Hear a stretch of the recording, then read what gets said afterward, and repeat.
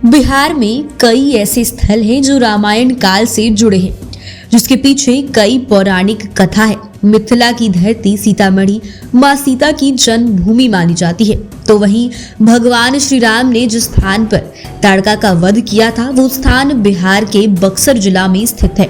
बक्सर बिहार के पश्चिमी भाग में गंगा नदी के तट पर स्थित एक ऐतिहासिक शहर है। इस शहर में ऐतिहासिक और धार्मिक धरोहर पग पग पर है। आज की इस वीडियो में हम आपको बक्सर जिला स्थित उस पौराणिक स्थल राम रेखा घाट के बारे में बताएंगे, जो आज के धार्मिक स्थल के तौर पर राज्य ही नहीं बल्कि देश भर में प्रसिद्ध है। ऐसी मान्यता है कि प्रभु श्री राम ने ताड़का का वध कर स्त्री वध के दोष से मुक्त होने के लिए इसी घाट पर स्नान किया था और दोष मुक्त हुए थे। भगवान राम ने वनवास से पहले भी अपने भाई लक्ष्मण के साथ देश के कई हिस्सों में भ्रमण किया था। ब्रह्म ऋषि विश्वामित्र के साथ वे वन में गए थे, जहां उन्होंने ऋषि मुनियों द्वारा किए जा रहे यज्ञ को दानवों से बचाया था। इसी दौरान विश्वामित्र के कहने पर प्रभु श्री राम ने ताड़का का वध भी किया था। भगवान राम ने विश्वामित्र की बात मानते हुए ताड़का का वध करने के लिए एक नए शस्त्र टंकार का आविष्कार किया था, जिसे सुनकर जंगली जानवर डरकर भागने लगे थे। इस कारण ताड़का का क्रोध आ गया था। राम और ताड़का के बीच बहुत ही देर तक युद्ध चला था। अंत में भगवान राम ने ताड़का को मार गिराया था। बिहार के बक्सर में बहने वाली गंगा का राम रेखा घाट वही स्थान है जहां कुछ समय तक उस वन की शोभा निहारने के उपरांत प्रभु श्री राम स्नान पूजन के लिए पहुंचे। पौराणिक कथा के अनुसार जब ताड़का वध के बाद प्रभु श्री राम पर स्त्री वध का पाप लगा और उस पाप से मुक्ति पाने के लिए वो वहीं नजदीक गंगा तट पर गए और स्नान किया। उसी घाट के समीप प्रभु श्री राम ने मिट्टी से शिवलिंग बनाया और पूजा अर्चना भी की। फिर शिवलिंग को जल स्नान कराने लगे तो मिट्टी कच्ची होने के कारण बहने लगी।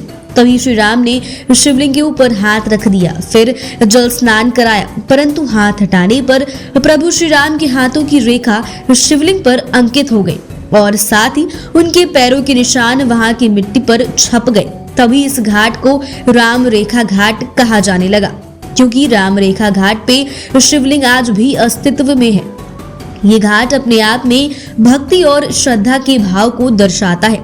श्रद्धालु हमेशा से इस पावन भूमि पर आते हैं और पूजा करते हैं। ये देश के सबसे पवित्र भूमि में से एक है। भले प्रशासन इस घाट के सौंदर्यीकरण की ओर ध्यान नहीं दे रहा हो, लेकिन इस घाट की महत्व स्नातियों को बखूबी पाता है और प्रभु श्री राम के प्रति श्रद्धा रखने वालों लोगों की भीड़ यहाँ हमेशा देखी जा सकती है। कहा जाता है कि ये एक इकलौती ऐसी नदी है जिनके बारे में देवता और असुर दोनों ही इनकी पूजा करते हैं। ऐसे में हम अंदाजा लगा सकते हैं कि गंगा सनातनियों के लिए कितनी पवित्र और विशेष स्थान रखती है।